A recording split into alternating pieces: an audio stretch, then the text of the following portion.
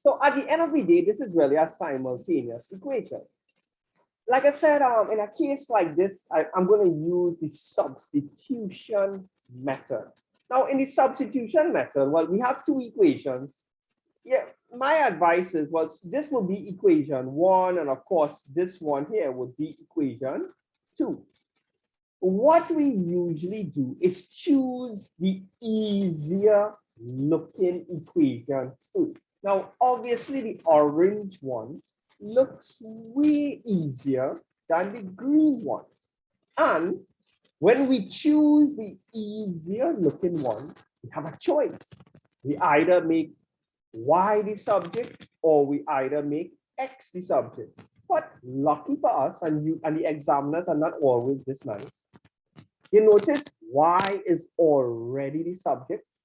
So what we need to do now is go to the second equation, and anywhere we see the letter Y, we can throw it away and replace it with what? 2x plus 5. So let's see how that will look, right? So I'm going to the second equation. There's an x here, right? But there's a y over here. So we could throw away that, and in brackets, keyword in brackets, replace it with 2x plus 5. Then we have what? A minus 3, that is this guy. And look, another y. So we also have to replace that y with 2x plus 5. And then we have what? Equal to 21. Multiply out the brackets. I have a good feeling you're going to end up with a quadratic equation. You will need to solve the quadratic. X multiplied by 2x is 2x squared. Remember, it's easy to forget in the exam, but x by x is x squared. So that's your jump start over there. So take a 5 minutes again. I just want to make sure you have the expansion part correct. X by 2x is 2x squared. X by 5 is 5x. Minus 3 by 2x is minus 6x. And minus 3 by positive 5 is minus 15. Right now, I know this is a quadratic because there's an x squared, an x, and something without an x. But whenever you are solving a quadratic, we all know by now, everybody has to be on one side of the equal sign, so the other side is equal to 0. So let's see what we have here. 2x squared. Well, I know I can add up this in my head. 5x minus 6x is minus 1x. And when we throw across positive 21, I will get minus 21. So minus 15 minus 21. I'm getting minus 36 here. How much of you all could agree that that's a quadratic equation? That means A is 2, B is minus 1, and C is minus 36. Right, so what you're going to do now is try to solve that quadratic. You can use factorization, you can use the quadratic formula. I'm a personal fan of the quadratic formula, so I will be going straight to this formula here.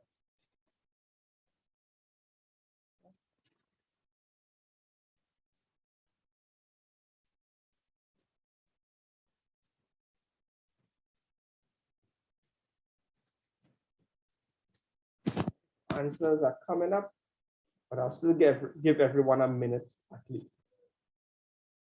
Let's see. So we just said that the minus and the minus will touch here because B is minus. I'm just going to put positive 1 time. I'm going to waste too much time with that. Here we have minus 1 squared minus 4 by 2 by minus 36. And the whole thing is divided by, well, number A is 2, right? So 2 by 2 is 4. Let us put it 4 1 time. So we need to figure out the part underneath the square root sign first. So we need to type in this portion straight on our calculator, and whatever we get, we are going to square root it. So let's see what I get here. 1 minus 1 squared minus 4 by 2 by minus 36. Underneath the square root sign, I hope I did it correct, I got 289. And what we have to do is square root that 289. Looking correct so far, guys? 1 plus or minus 17, because I'm going to square root the 289 and divide it by 4. Now, I think I know why the whole class is getting different answers. Like half the class is getting one thing and half the class is getting the other thing. Remember, when you reach over here, you use, by now everybody knows we're using the positive ones and then the negative after, right? But when you're typing it in on a calculator, remember, you're supposed to put it in brackets, put the top in brackets. And the same thing when you're using the minus. And I think some people forgetting the brackets over here. So let's see what the real answers are. For this guy here, I'm getting 4.5. And for the other one, I'm getting minus 4. All right. Now, did we just solve for x or did we just solve for y?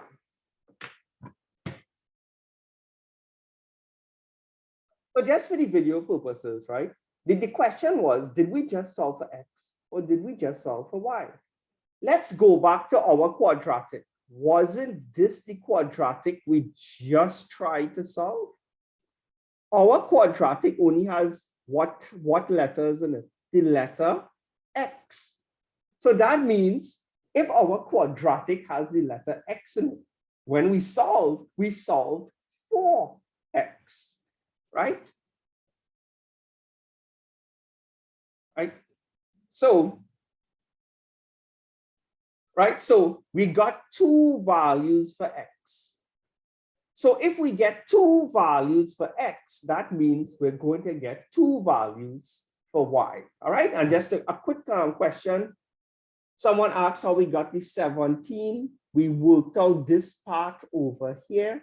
We got 289, and when we got the 289, we square rooted 289. When you square root 289, I guarantee you will get 17.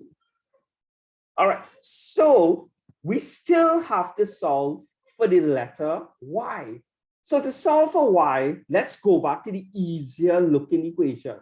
Y is equal to 2x plus 5. So y is equal to 2x plus 5. Guess what we have to do? Replace x here with 4.5, work it out, we'll get the corresponding y value.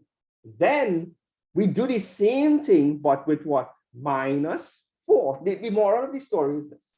If we get 2 values for x, guess what? We have to get 2 corresponding values for y. All right? So you still owe me the y value. Some people send the y values, but half the class still owes me the y values. So the first y value, you're just typing this over here. And for the second y value, it's 2 minus 4 plus 5. All right, so work this out, first y value. Work this out, second y value.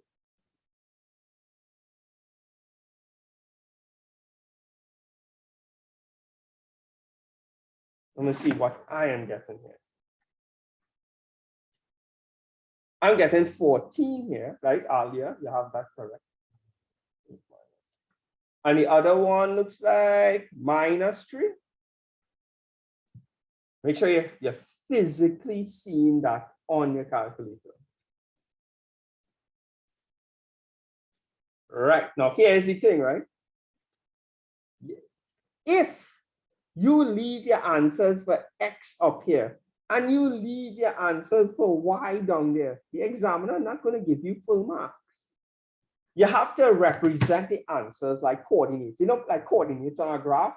When you're representing coordinates on a graph, you just have an x and a corresponding y. So look how you have to write the final answers for the examiner. When x is 4.5, comma, the y value was 14. And when x was minus 4, the corresponding y value was minus 3. You see how I write it? This is x and y, just like on graph paper. You have to write it like this. You can't leave x up here and y down here. The examiner not going to put it together in his head for you. Right, so for those who didn't confirm anything, at least let me know, hey, you got through, you saw the answers, and so I can feel comfortable about moving on. Right, now for part one, they ask, state the interval of time the velocity was constant. That's obviously this part of the graph here, the flat part. So the answer for that is between what? Between 10 to what? 30 seconds, right? Now, there's only one mark for that. Right, so I just wanted to get that out of the way. So when I start my explanation, we can get to the tough stuff.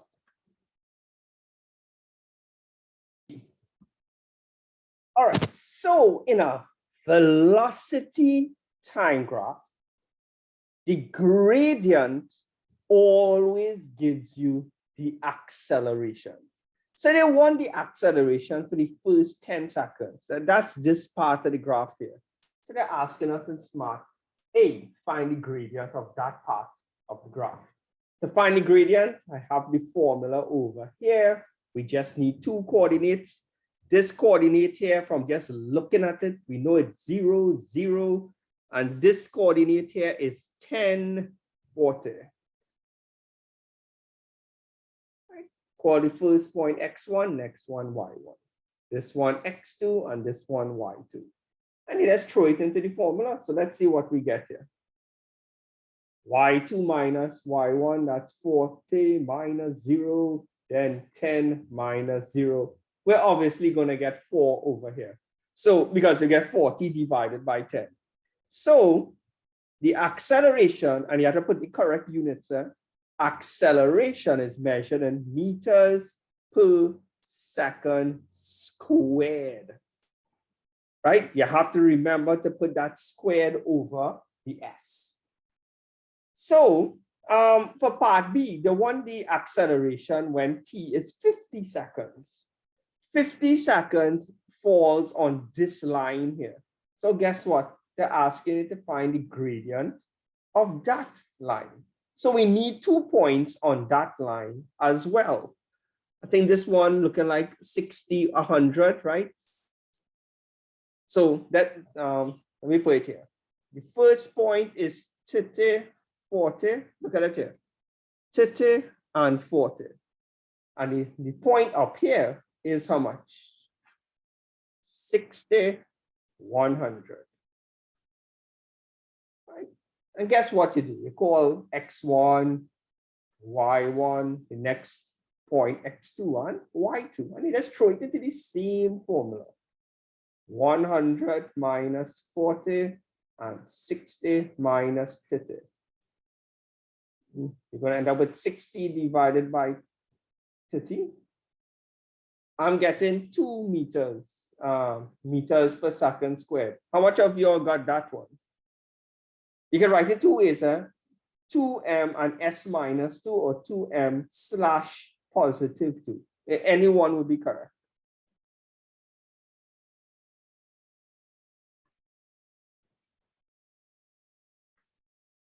Right, so the next part, they ask you for the total distance traveled over the 60 seconds. In a velocity time graph, when they ask you to calculate distance, they're asking you to calculate the area underneath the graph. So they just want the area of this shape here. My advice is this part here, you can break it up into 2 shapes.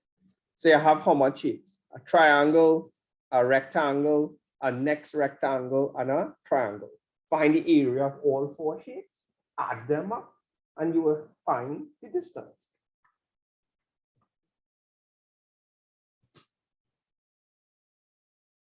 Let's see who was correct.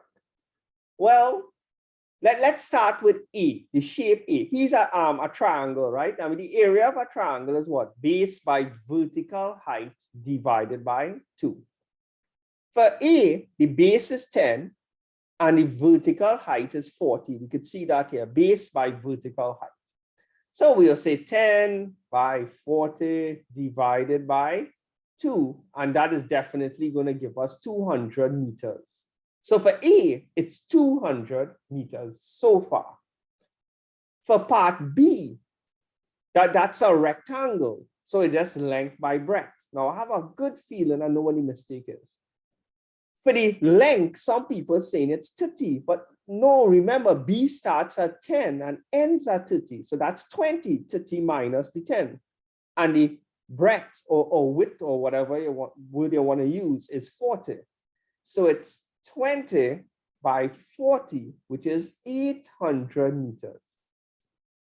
Part C is another rectangle. So length by breadth. If here's 30 and here's 60, the total units in between is 30. And the width is 40. So it's 30 by 40, which is 1200. D is a triangle. So it's base by vertical height divided by 2. Now the base is 30 because it starts at 30 and ends at 60. So that's 30. The height is not 100. You know. Remember, it starts at 40 and it goes up to 100. So that's 60. That's a change of 60. So to me over here, it would be 30 multiplied by 60 divided by 2, which is 900 meters. Add up all of them and you will get the total distance, the distance of each segment. So 200 plus 800 plus 1200 plus 900. I am getting to the 100. So for the 5 people who got it to the 100, congrats. Right, so take down the working and I'll scroll down in a few seconds. All right, so remember, bearings are always measured from north. You always have to pretend that you're facing north and you're spinning clockwise. And you always start off with north. So, well, I forgot my 12 here. This is my 12 kilometers. This is my 17 here. They said the bearing of W from T. Now remember, you're always standing after the word from. So you're standing at T. So you're standing at T and you're trying to turn to face W. So you're standing at T and you're going to turn, face north and turn until you face W. And that angle there is 127 degrees. Then they said the bearing of R from T again. So you're standing by T one more time. I'll use pink here. So standing at T and you turn clockwise, turn until you face which line? The R line. So that pink angle there is 231 degrees. How much of you all had that at least? Like you had the angles and all of them due to the grammar in the question. You was for both of them, you were standing at T. All right. Now here's what they ask you. They said, first of all, calculate the size of the angle RTW. RTW. It's always the middle letter. RTW is this dashed angle here. Don't overthink that. If the pink angle is 231 and the blue one is 127, how much is this little portion over here? It come like you had a race. The full race was 231 and you only ran 127. How much more do you have to run in order to complete the race? Right, so the most popular answer coming up is 104. In case you're wondering how we got the 104, we just minus these two values. The 231 minus the 127, and we get 104 degrees. Right, so that means we have part A completed there, part B, part 1. All right, so now you have part 2.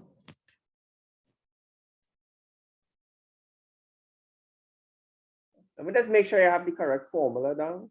If you're trying to find common t, which is RW, using the cosine rule, t squared is equal to w squared plus r squared minus open brackets.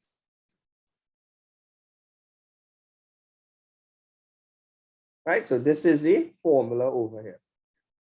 Substituting the values, and of course, don't forget to square root your answer last. So let's see what, give a little more help here.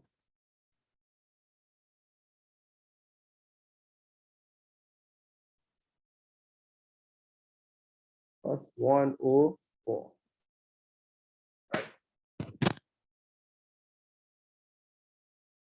All right, so that's for recording purposes. This is the answer for part T when we work it out on the calculator. Right now, I know what's going to happen now, right? To calculate the value of T, I know they set a round off to the nearest whole number, but now they're asking us to do some more calculations, and this is where we I think we had a small disagreement last week. If they told us to round off the previous answer to the nearest meter, and then we have another calculation to do we have to use the whole number, or can we use what the more accurate answer? To me, the examiner didn't make it really clear. But I'm going to use the 23.06 because if I have to do further calculations and I use the more accurate answer, then my answers afterwards are also going to be more accurate. Now, in CXC, I'm not too sure if they're going to minus marks or whatnot, right? I can't see an examiner being so unreasonable, right? So, but I'm going to use the 23.06. The next thing they want you to do is use the size, sorry, not use, they want you to find the size of the angle TRW. Let's try to figure out what that is. TRW, that is this guy here. Okay. So they want you to find capital R. You could use the hard sine rule. You could also use the hard cosine rule, because look at it. You have all three sides of the triangle. When you have all three sides of the triangle, you could use the hard cosine rule, or you have an angle here, so you could also use the hard sine rule. I, as a little change up, will be using the hard cosine rule to find this angle.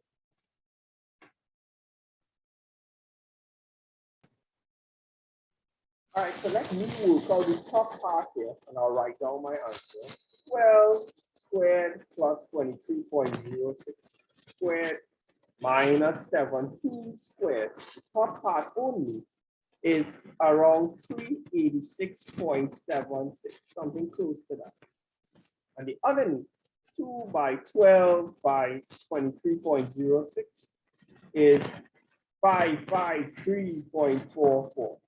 So what we're going to do now is divide this. I know I will get a decimal, or whatever I get, I'm going to inverse it. 386.76 divided by 553.44. And we get roughly, inside the square bracket here, 0.699. And if we cost inverse that, second function, that's 0.699. You all are correct. The answer for R, right, is roughly 45.65 degrees. If it gets slightly decimal places, it's because you round it off a little bit different than me, right? So, but what I was saying, you could, for part 3, you could, for this part, you could also use the sign. You have enough for information to use the sign. It's really up to you in the exam to use whichever one you want. If you use the hard sign rule, you're going to get roughly 45 anyway, and no marks will be deducted. All right, so for part 4 now, the area of the triangle well, what you could do here, since we don't know the vertical height, to find the area, you have to use this formula, a half AB sine C. And that's the most convenient formula here, where A and B are the two lengths, and C is the angle in between those two lengths. So make sure and choose the two correct lengths and make sure you have the angle in between. No problem, Amanda. So I'll leave that on the screen for a few minutes. Now remember, if we're using this formula, right, where we need the two lengths, two sides, and the angle in between, we have a couple options here. If we use these two sides, remember the angle in between those two sides would be the 45.65. Or, right, or we could use the 12 and the 17, and the angle in between those two sides is 104. But isn't the 104 is a nicer, more, it's a whole number, right? So let's just take the easy way out of this, right? But if you use the 12 and the 23.06, and you use this angle, you'll get roughly the same answer as the other one. So for me, I'm going to take the easy way out of this. It's going to be a half by 12 by 17 by sine how much? 104 degrees, right? No problem, Nadira. So let's see what we get over here. 0.5 multiplied by 12 by 17 by sine 104. And you all are mostly sending me this answer, and it seems correct. And meters, where one person got 103. You could just check it back and let me know if you saw your error.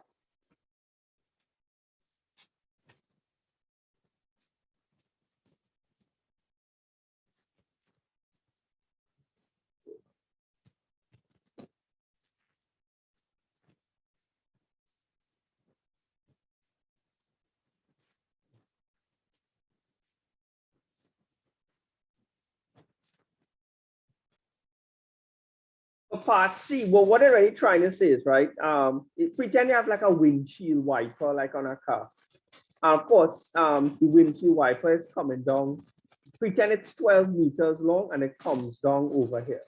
Now, if you do that, right, over here is also going to be 12 meters, right? Because if a windshield wiper moves, the length of the windshield wiper doesn't change, right?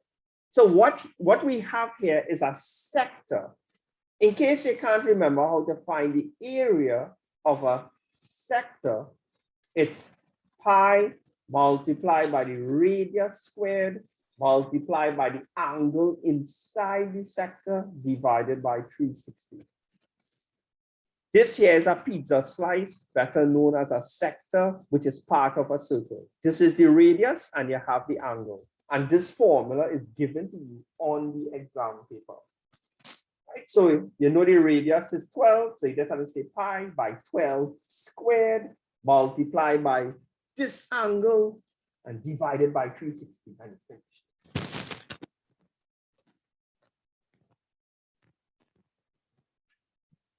See what we get here. Pi multiplied by 12 squared multiplied by 45.65 divided by 360. I'm getting roughly 57.37 meters squared, right? Some people went to 3 decimal places instead. I've at least confirmed it, no? They got something close to it. All right, so what is a rectangle? Well, first of all, you all know a rectangle looks like this, obviously, right? For a rectangle, I'll just call it side X and side Y for our explanation, right? So first of all, the easiest way to identify a rectangle is that the length and the width must have different lengths, right? Because if Y and X were the same length, it would be a square. But Here's the thing. Shouldn't a rectangle have what? 4 right angles in it? So what makes a rectangle a rectangle? It has 4 angles, and each angle is how much degrees? 90 degrees, and y and x has to be different lengths. Everyone agrees with that description of a rectangle? It must have 4 right angles, and the opposite sides, sorry, the length and the breadth have different lengths. So once we could actually see that, well then, now I noticed some people, they said, well, it looking like a, how you say, it looking like a rectangle, then that's not mathematical proof. Now, I think it's obvious to say that MN and LN have different lengths. I think that's extremely clear on the diagram. We just need to prove that this angle, this angle, this angle, and this angle are right angles.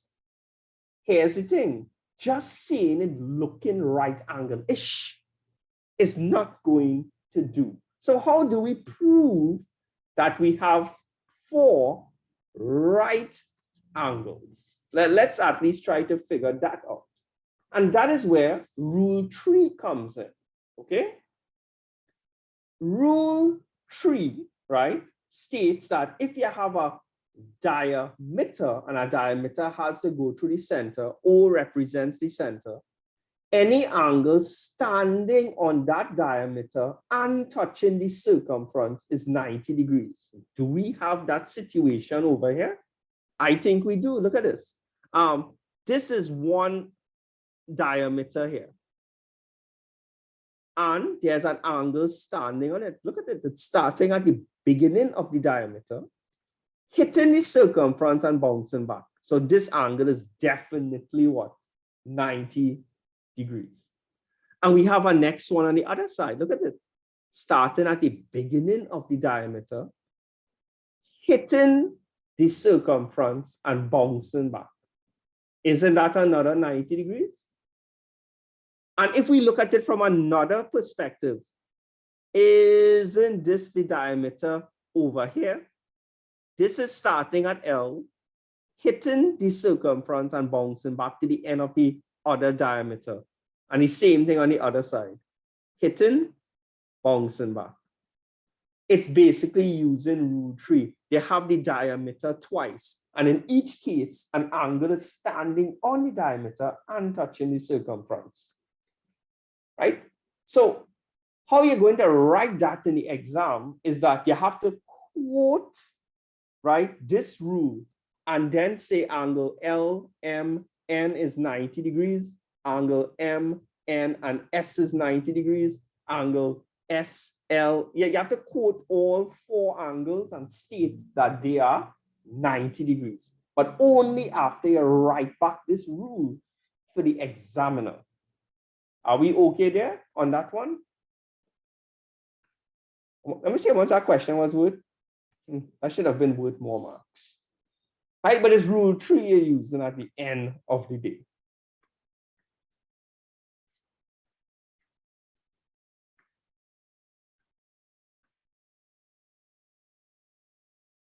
All right, so let's move on to some harder stuff.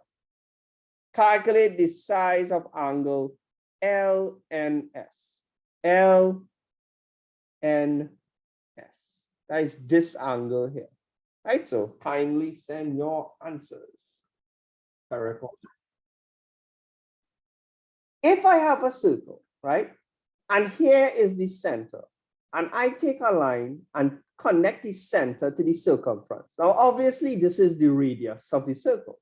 Now, if I do the same thing from here to here, isn't this another radius? Now, obviously, 2 radius in the same circle have the same length.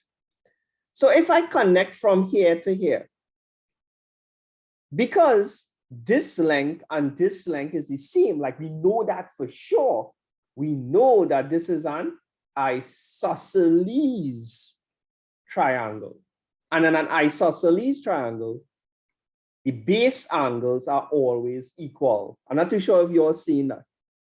From here to here is a radius, because this is the center of the circle. So they mean this length and this length is the same. which means that this angle is 56.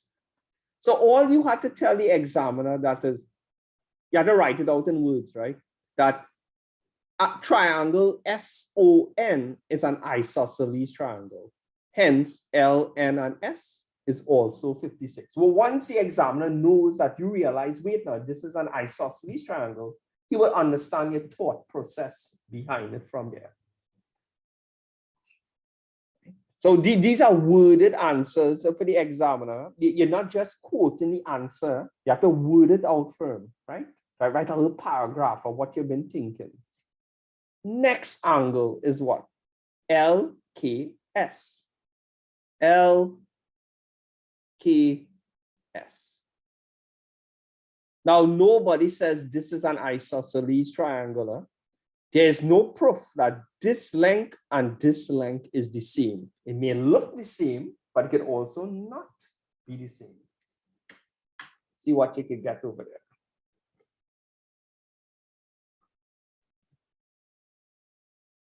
Let's look at rule 4. Let's see if I can get this to fit here. Rule 4. If you have a cyclic quadrilateral. Now, what is a cyclic quadrilateral? All four corners of the four-sided shape inside the circle must touch the circumference. All of them have to. And the opposite angles always add up to 180 degrees. Now, the thing about it, when you look on a rule sheet, the four-sided figure does always look neat and nice. But in today's question, if you look carefully, I don't know if you all seen a shape like this. You're seeing something coming down like this, something hitting here, it bouncing back here, and then it going here. That is this. Zip, zip, zip, zip. Here's L, here's N, here's S, and here's K. You have to kind of like block out all the other lines there that are distracting you. Is this a cyclic quadrilateral? Here touching the circumference, here touching, here's touching, and here's touching. And it has 1, 2, 3, 4 sides. So yes, it is a cyclic quadrilateral. You all want to take one more shot at it? Rhonda, correct now. Rajiv, correct. Amanda, correct. Right, Lucas, correct. Right, I'll take 2 more answers. Right, let's change the color over here. Right. You all realize that this angle and this angle are opposite, right? The opposite angles have to add up to how much? 180. Mala, correct. Adara, correct. Sanjana, correct. So if here's 56, how much again do you need to make 180? You just minus it. So 180 minus 56 is 124 degrees. Right? That one was hard to see, right? It took me a while to see that one, right? Because that's so much of the lines just getting in the way. So this one here is 124 degrees. The other one, LOS, loss. All right, so I'm going to put this in here, 124. LOS, LOS. That's this guy here.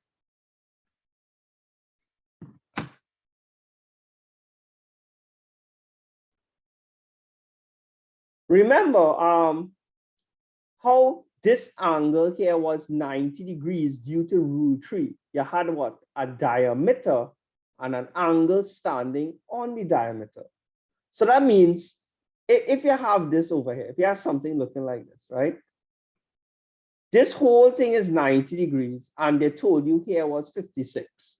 So this balancing part here would be 34 because 34 plus the 56 would be 90. Here's a radius, and from here to here is another radius. This is an isosceles triangle. The two similar sides. So if here's 34, then over here is another 34, right? And all the angles in a triangle are supposed to add up to 180, right? So that's your isosceles triangle here. Here's 34, here's 34. You can more than find the missing angle now. Add up the two 34s, minus it from 180, and you're going to get how much? 112 degrees.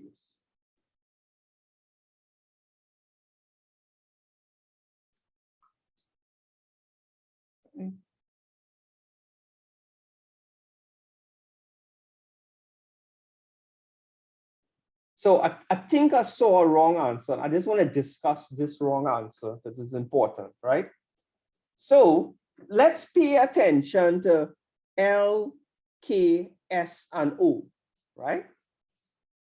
Here's L. We go into what? K. Here's S.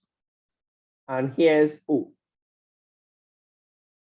Remember, in a cyclic quadrilateral, that's a four-sided shape inside a circle, the opposite angles supposed to add up to 180.